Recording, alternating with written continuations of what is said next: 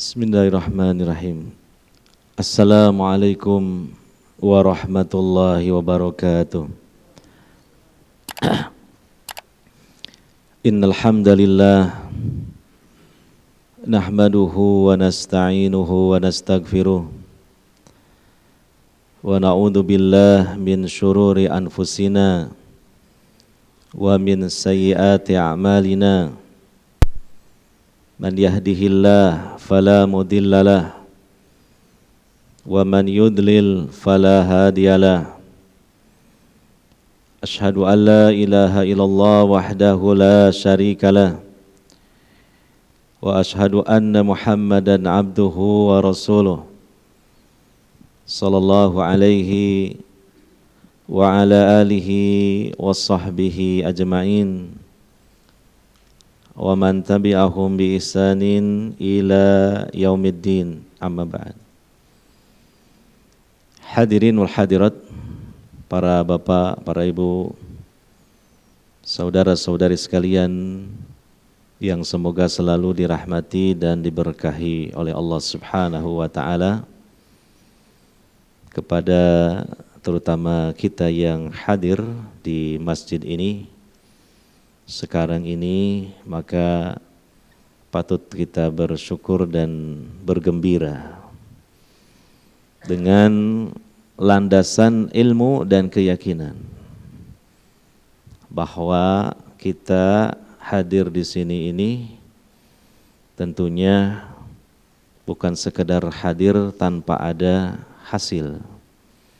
Insya Allah dengan hasil yang besar, yaitu rizki-rizki akhirat yang Allah berikan kepada kita. Karena kita melaksanakan amalan-amalan akhirat berupa sholat, berzikir, berdoa, mengkaji Al-Quranul Karim. Bahkan ketika kita berangkat saja dari rumah kita ke sini, jauh maupun dekat, rata-rata jauh, tiap langkahnya ini dihitung kebaikan, dihapus dosa. Berjalan kita dari rumah kita menuju masjid ini untuk melaksanakan sholat fardu, sholat maghrib tadi yang kita laksanakan.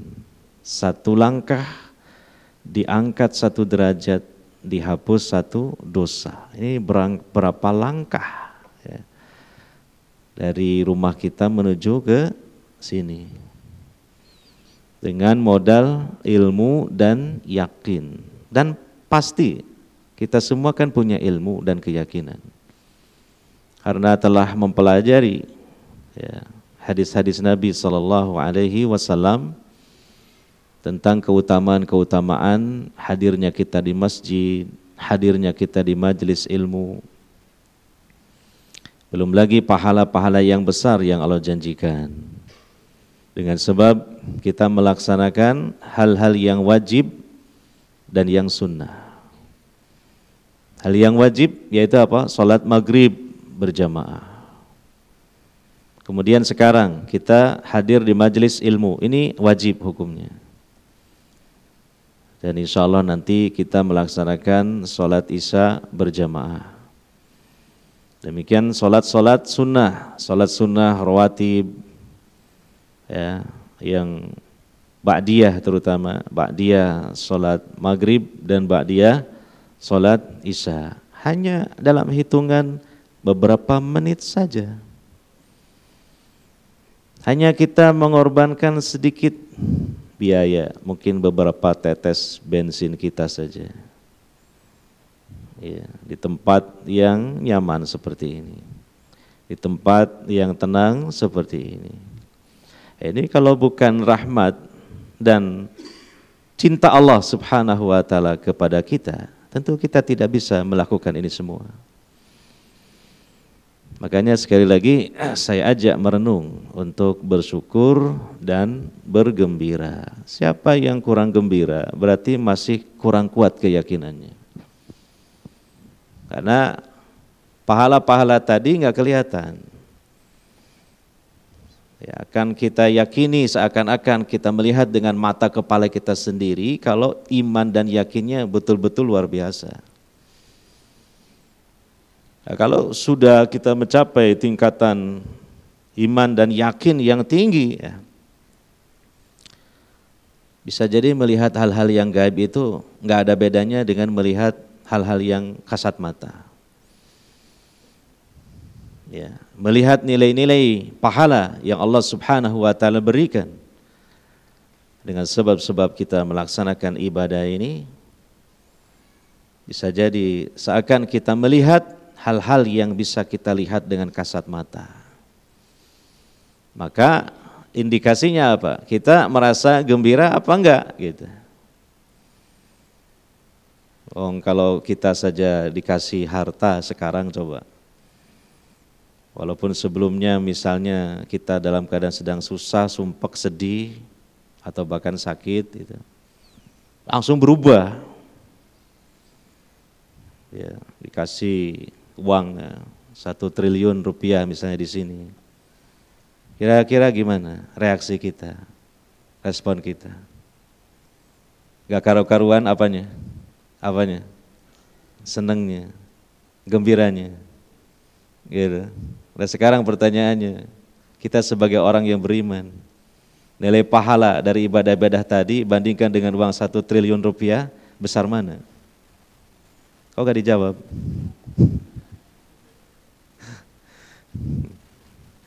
Besar mana? Lebih utama mana? Saya yakin jawabannya gampang dan pasti ke situ. Tapi untuk menjawab itu lisan itu mewakili hati itu. Iya. Mau ngomong itu ya konsekuensinya, wah, ya ngomong tok ini. Apa benar ini keluar dari lubuk hati yang dalam berdasarkan keyakinan gitu. Tapi kan saya sederhanakan seperti itu toh, iya. Masa enggak seperti itu? Kan sering kita ajak diskusi dan merenung ya tentang keutamaan nilai-nilai akhirat lah dibandingkan dengan nilai-nilai duniawi. 2 rakaat salat sunnah qobliyah salat subuh lebih baik daripada dunia seisinya. Salat sunnah itu. Bagaimana kalau salat fardu yang 5 waktu? Salat maghrib, apalagi dilaksanakan berjamaah di masjid. Salat isya dilaksanakan berjamaah di masjid di awal waktu. Nah, coba itu direnungkan. Sehingga muncullah rasa gembira kita menjadi orang beriman yang senantiasa beramal soleh ini. Karena Allah perintahkan dalam Al-Quran, wabasyiril mu'minin, renungkan itu. Berilah kabar gembira bagi orang-orang yang beriman. Pasti Allah memerintahkan itu bukan tanpa alasan. Supaya Nabi SAW memberikan kabar gembira bagi orang-orang yang beriman. Nah, alasan inilah yang harus kita renungkan. Karena alasan-alasan ini ada pada diri kita sebab kita adalah hamba-hamba Allah yang beriman. Ya. Jadi sebenarnya kita harus belajar. Kita ini sudah jadi beriman itu sudah lama, sejak dulu sampai sekarang. Nah, kira-kira dalam menghadapi hidup itu lebih banyak sedihnya apa gembiranya? Pertanyaannya itu. Nah, apakah ini betul-betul dari lubuk hati yang paling dalam? Semoga begitu ya. Alhamdulillah. Karena dalam Al-Quran tadi Allah menyatakan wabasyiril mu'minin, berilah kabar gembira bagi orang-orang yang beriman. Karena iman ini adalah kunci pembuka pintu sorga. Maka walaupun kita belum masuk ke dalam sorga, sudah pegang kuncinya, tentu harus kita gembira. Karena masih banyak hamba-hamba Allah yang belum pegang kuncinya. Mereka masih menjadi orang-orang yang kafir, menjadi orang-orang yang belum memeluk agama Islam dengan beragam keyakinan yang menyimpangnya, bahkan ada yang tidak beragama. Minoritas penduduk muka bumi ini di kolong langit ini yang memegang kunci pembuka pintu surga. Di antara mereka itu adalah kita ini. Dan sebagai wujud dari husnudon kita kepada Allah Subhanahu wa ta'ala. Karena Allah mengikuti persangkaan hambanya kepadanya. Persangkakanlah kepada Allah dengan persangkaan yang baik. Husnudon. Karena Allah itu mengikuti persangkaan hambanya kepadanya. Kalau kita sudah pegang kunci pembuka sorga, insya Allah kita ini nanti akan masuk sorga. Itu husnudonnya.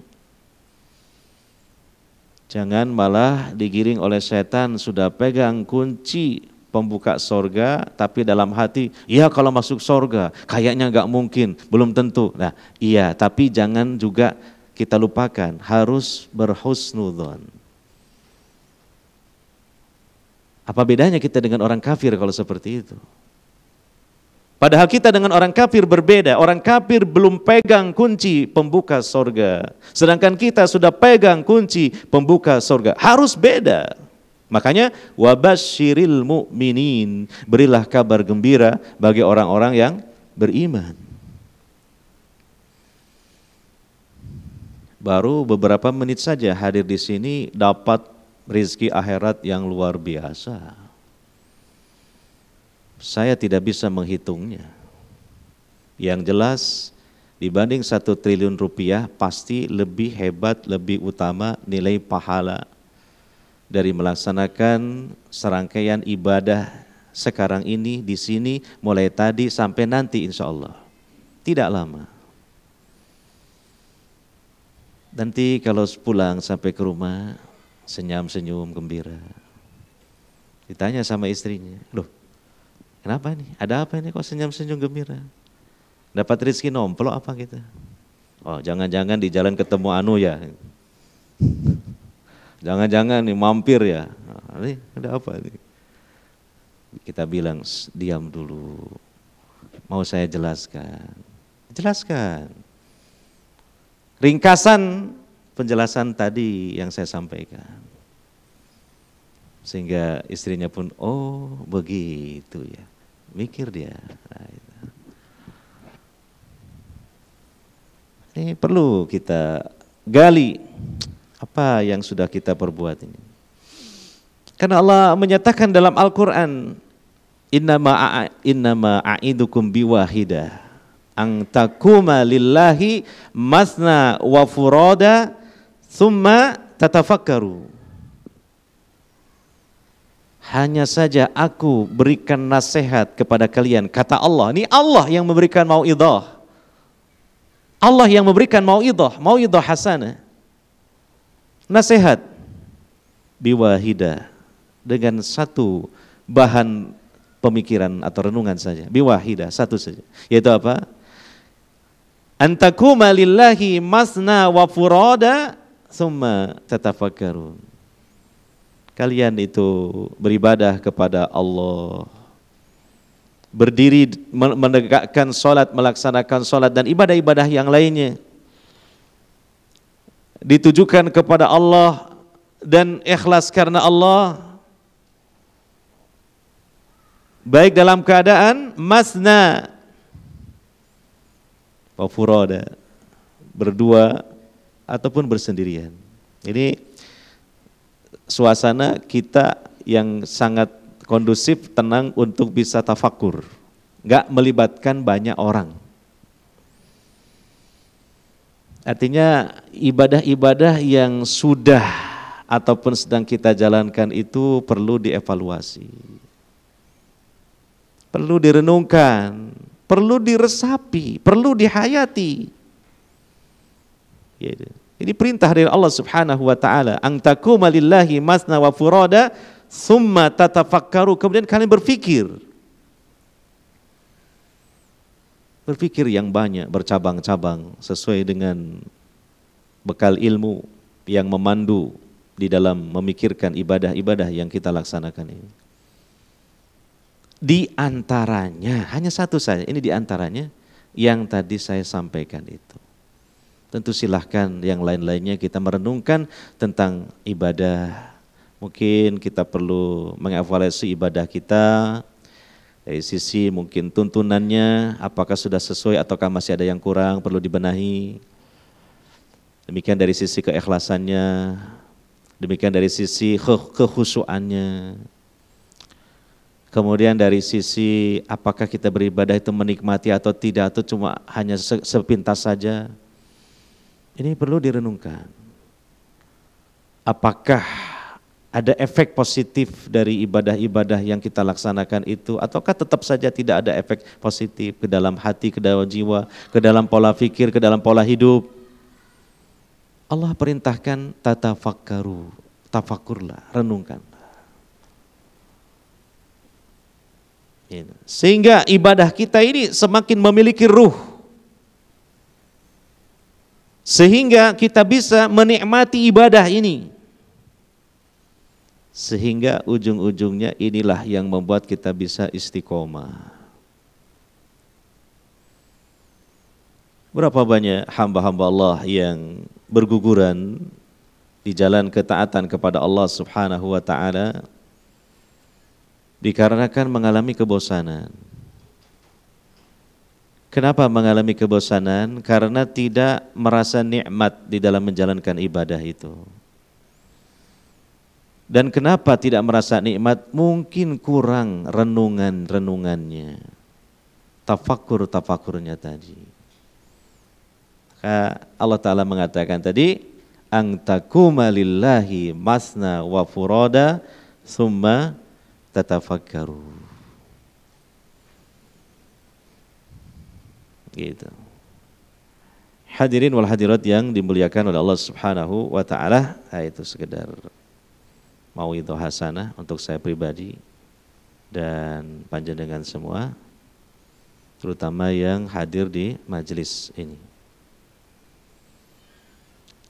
Selanjutnya kita kaji kembali kajian tafsir Al-Quran.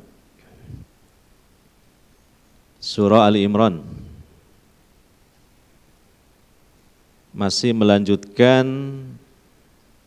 serangkaian ayat-ayat tentang janji Allah berupa memberikan bantuan pasukan langit, yaitu para malaikat, kepada kaum mukminin yang berjihad di jalan Allah.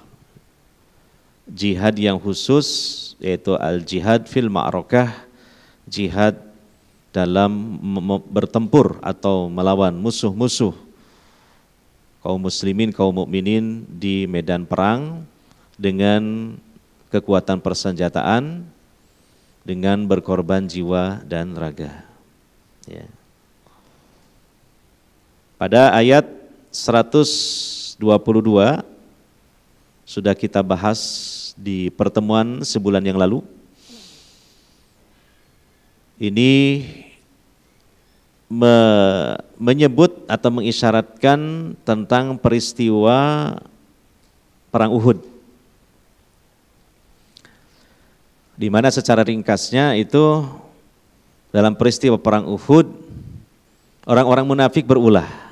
Pimpinan Abdullah bin Ubay bin Salul, di mana Nabi dan para sahabat telah sepakat akan menyongsong musuh di Bukit Uhud.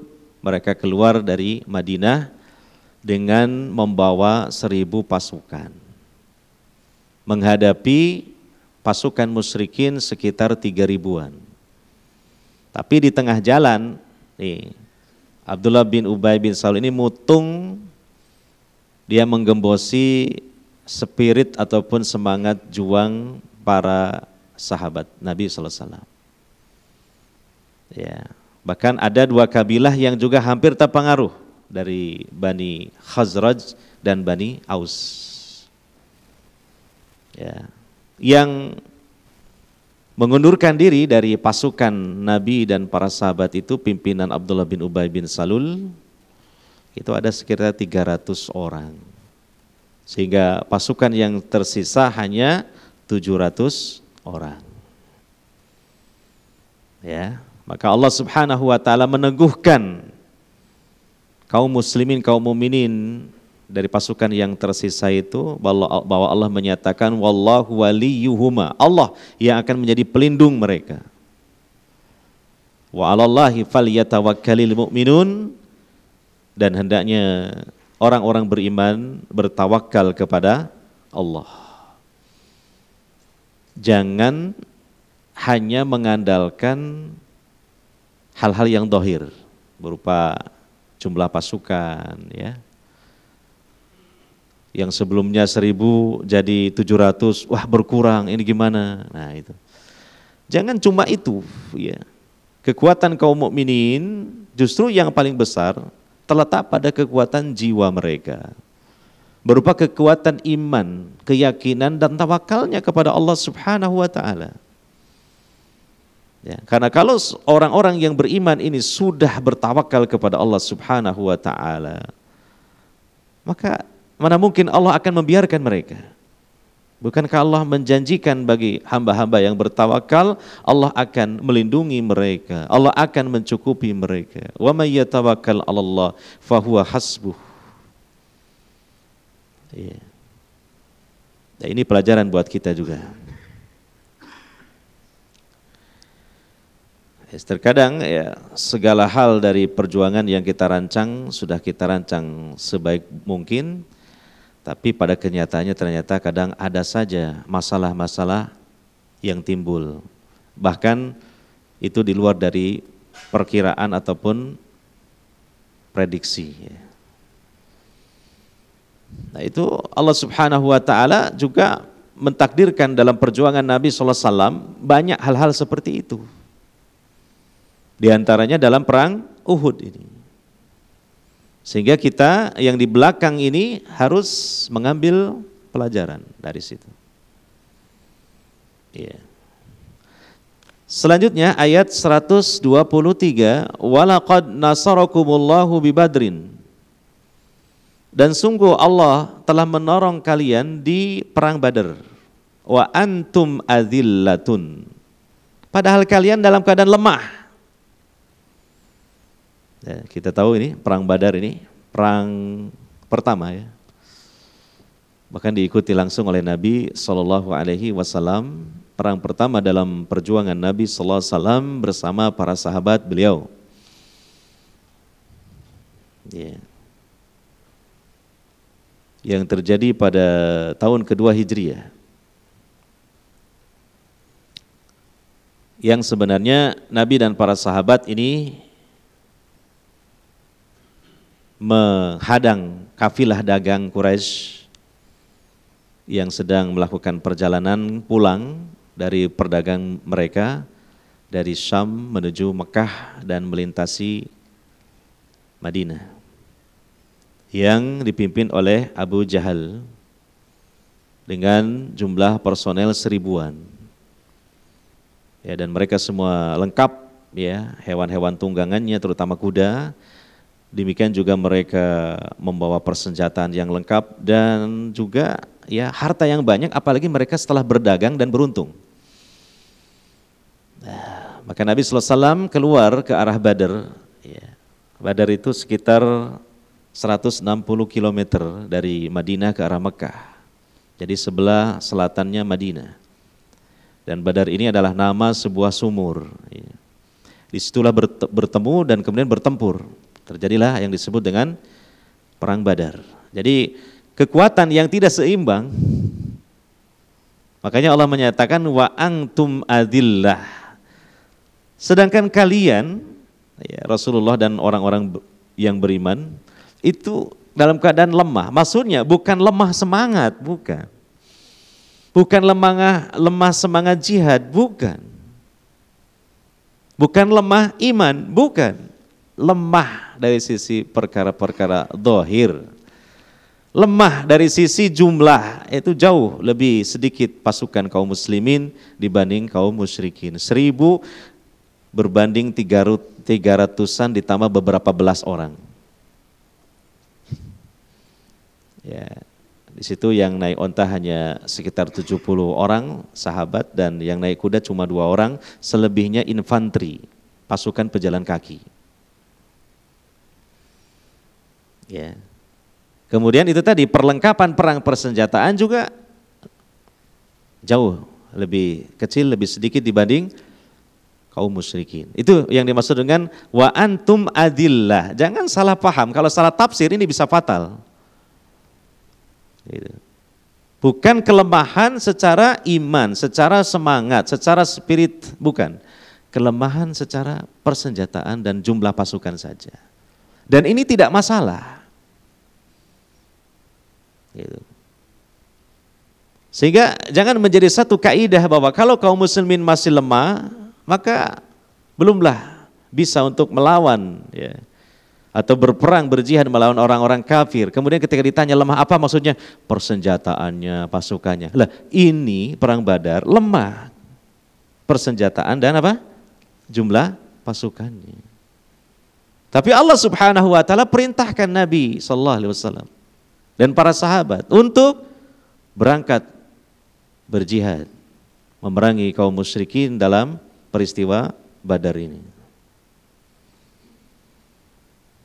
Dan kalau kita cermati dalam Ghazawat Rasulullah SAW dan para sahabat beliau, peperangan-peperangan yang diikuti oleh Nabi SAW dan para sahabat, rata-rata tidak seimbang.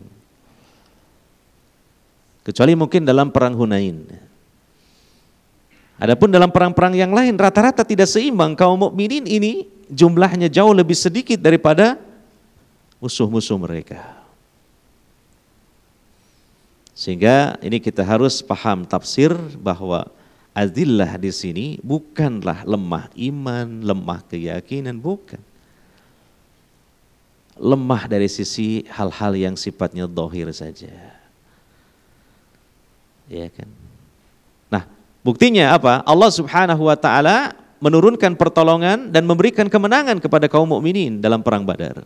Sekalipun mereka lemah. Kenapa? Karena iman mereka, tauhid mereka, keyakinan mereka, tawakal mereka yang kuat.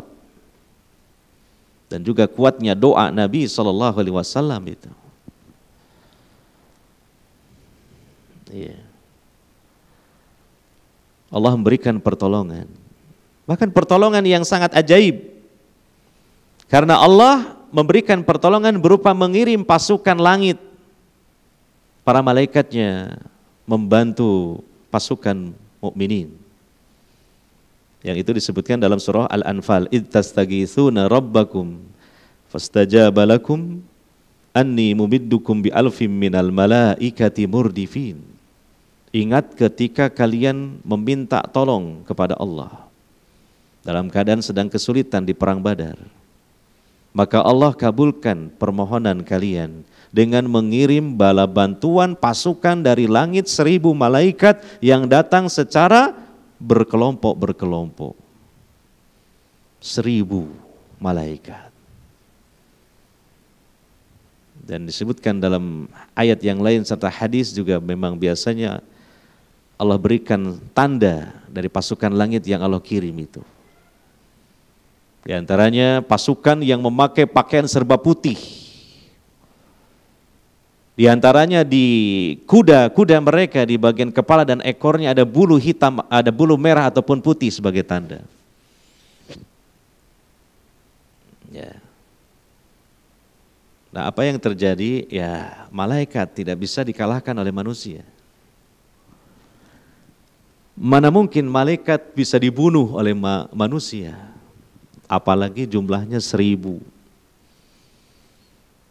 Andaikan malaikat dibandingkan dengan pasukan musyrikin itu juga sudah seimbang jumlahnya, sama-sama 1000-nya.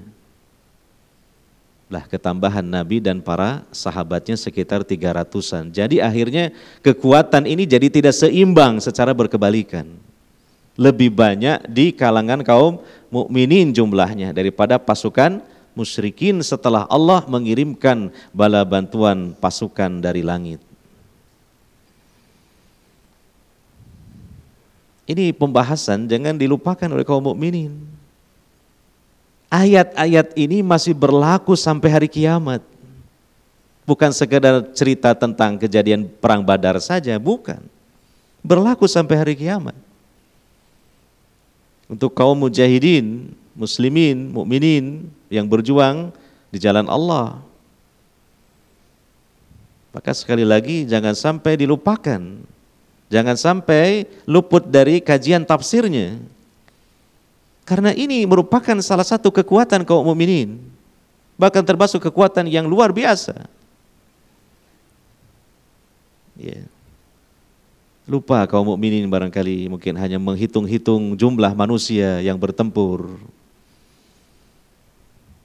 Pasukan-pasukan bumi, ada pasukan langit. Ya.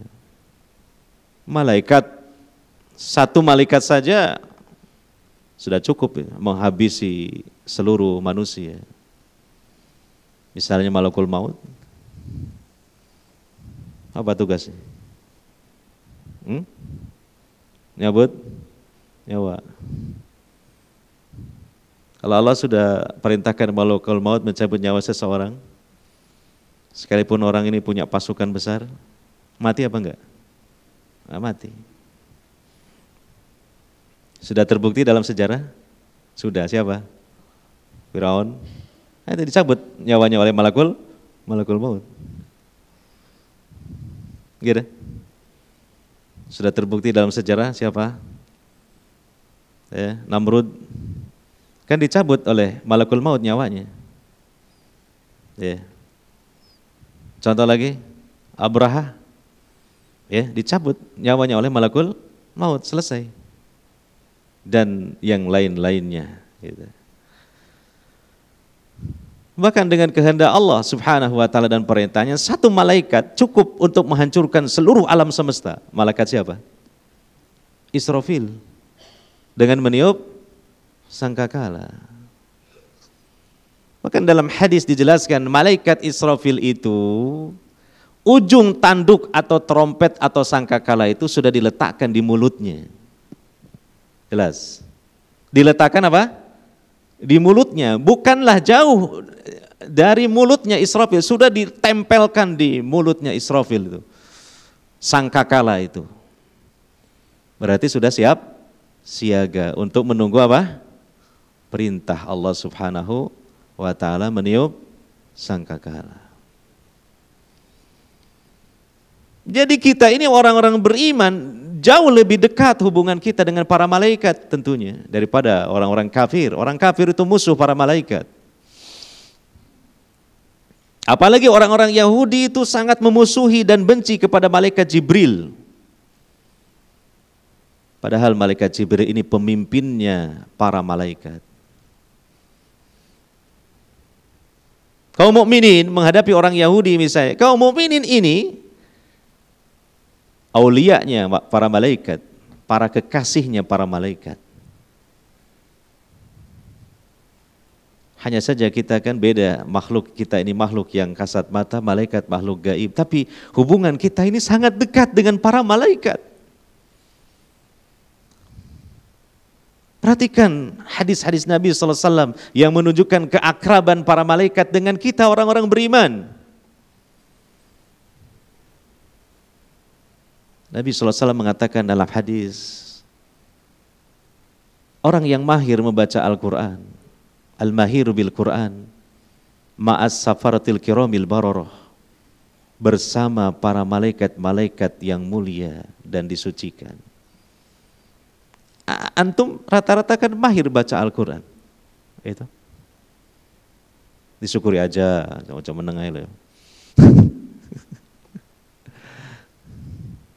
Antum kalau baca Quran itu sudah mahir, sudah lancar, tidak ya tahu, tidak terbata-bata. Antum mahir dalam hadis, orang yang mahir baca Quran itu bersama para malaikat. Cuma antum enggak ngelihat. hubungan kita ini sangat akrab dengan malaikat.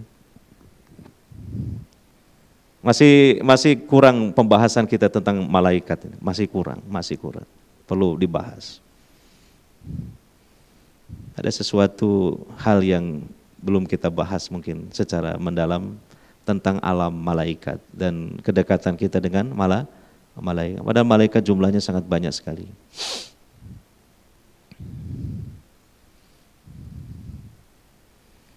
Kita sebelum tidur berwudu, baca ayat kursi. Allah kirim malaikat menjaga kita sampai bangun pagi. Dekat nggak kita sama malaikat? Dah.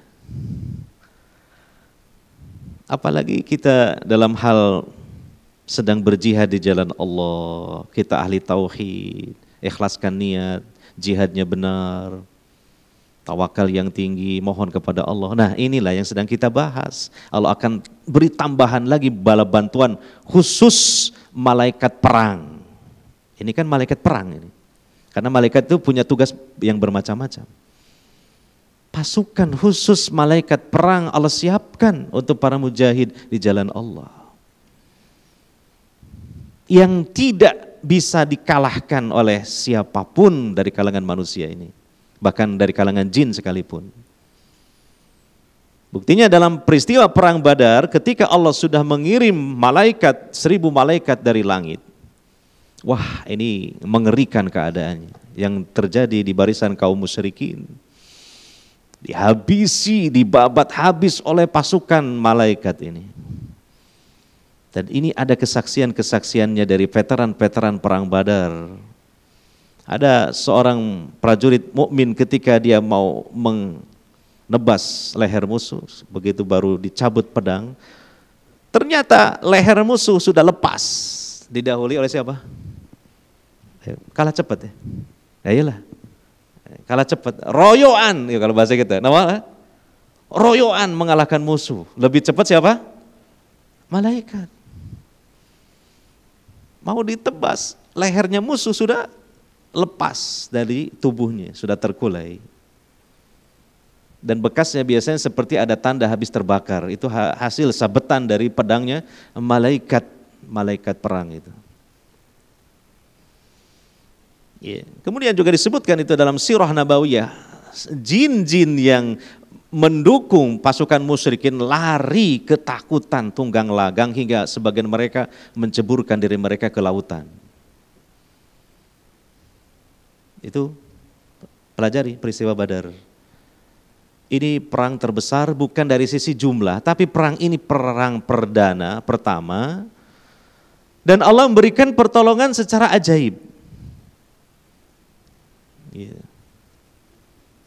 Ya.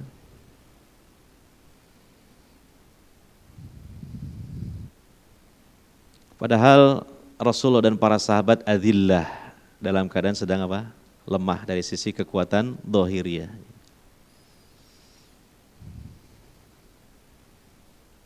Ini harus diimani, diyakini janji Allah seperti ini. Jangan sampai tidak diimani. Ini ayat Al-Quran yang menyebutkan hal ini.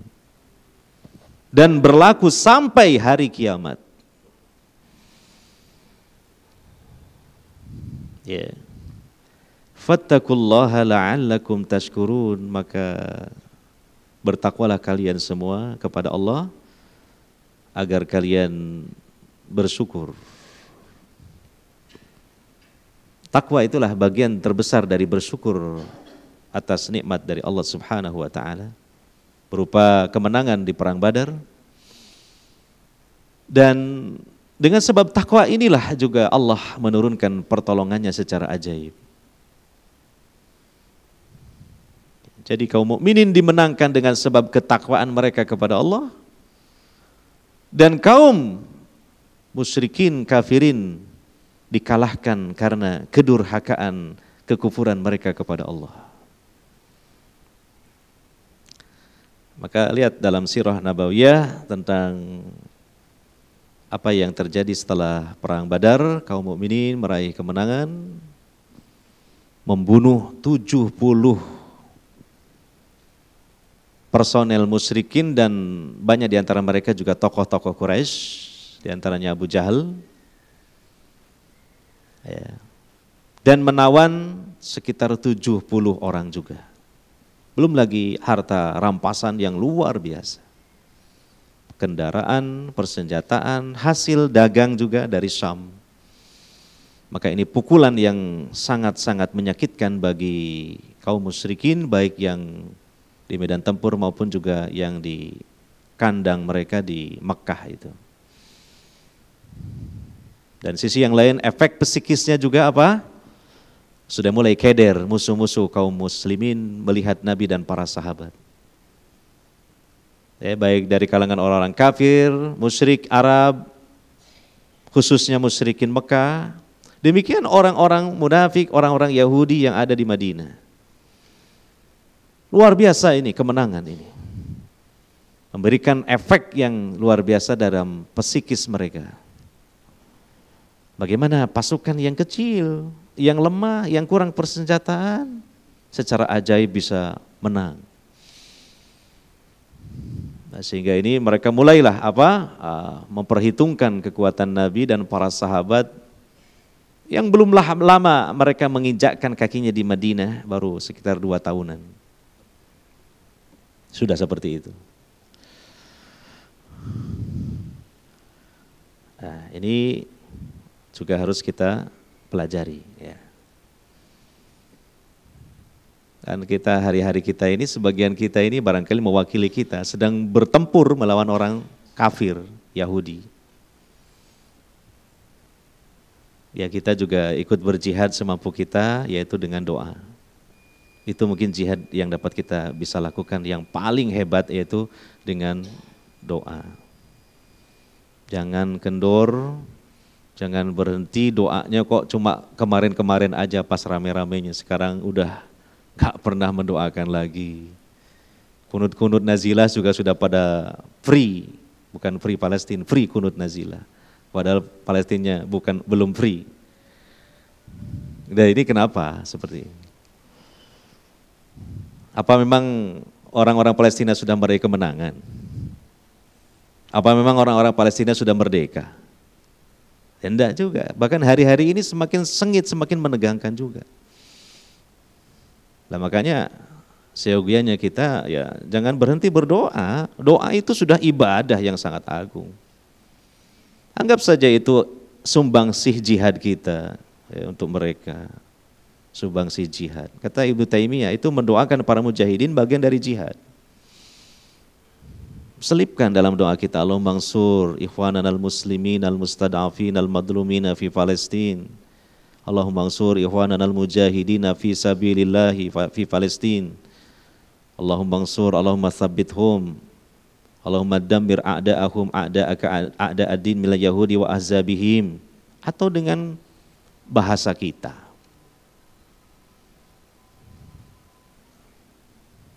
Ya. Karena kalau di hati kita orang mukmin lam yatahaddas jihad, tidak ada keinginan cita-cita jihad, maka itu dalam hati kita ada benih kemunafikan. Ada benih apa? Kemunafikan. Jihad ini adalah ibadah yang sangat agung. Jihad ini kalau selamat tidak mati pahalanya besar, kalau mati juga mati yang terbaik, mati syahid. Ya, tidakkah kita bercita-cita seperti itu dalam hidup di dunia yang hanya sekali saja? Padahal seluruh para sahabat bercita-cita mati syahid. Ya, barangkali lah kita mengikuti ini dengan menyumbangkan doa, itu bagian jihad yang itulah yang mungkin bisa kita lakukan. Ya. Dan ya kalau bisa memberikan nasihat ilmu kepada saudara-saudara di sana yang berjihad untuk betul-betul menggunakan ilmu-ilmu dalam Al-Quran dan Sunnah Nabi SAW, memurnikan tauhid, tawakal kepada Allah Subhanahu Wa Taala, senantiasa bertakwa dan menjalankan sunnah Nabi SAW, menjaga kalimat persatuan di antara mereka, menghindari perdebatan dan perselisihan. Semoga saja Allah menurunkan pasukan khusus dari langit, pasukan para malaikat. Bukan tidak mungkin, bukan perkara yang mustahil kalau Allah menghendaki. Tetapi sebab-sebabnya lah ini yang harus dipenuhi oleh para pejuang, para mujahid ini. Ya, mungkin ini sajalah yang dapat kita bahas. Sudah datang waktu sholat Isya, ya. Semoga Allah Subhanahu wa taala dengan rahmatnya, kelemah lembutannya memberikan banyak kebaikan dengan sebab kita hadir di majlis ini. Subhanakallahumma wa bihamdika asyhadu an la ilaha illa anta astaghfiruka wa atubu ilaik. Wassallallahu ala nabiyyina Muhammadin wa ala alihi wa sahbihi ajmain. Alhamdulillahirabbil alamin. Assalamualaikum warahmatullahi wabarakatuh.